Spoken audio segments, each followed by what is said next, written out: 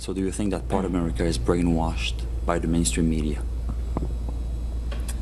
I think Americans are, I think part of Americans, I mean, all brainwashing is, no one knows how to brainwash. There were experiments done in brainwashing actually in Montreal at the Allen Memorial Hospital in the 1950s, funded by the CIA. They wanted to know how to brainwash people. They thought the communists had learned how to brainwash, and they needed to learn how to do it.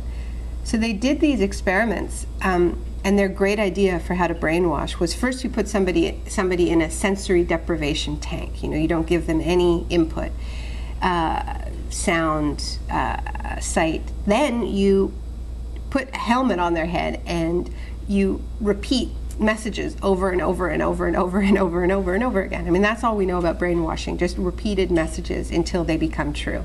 And people are the combination of being deprived of other messages, of sensory deprivation, and having the same messages repeated over and over and over again does make them receptive to ideas that they wouldn't otherwise be receptive of. That was the findings of the CIA-funded McGill studies in the 1950s.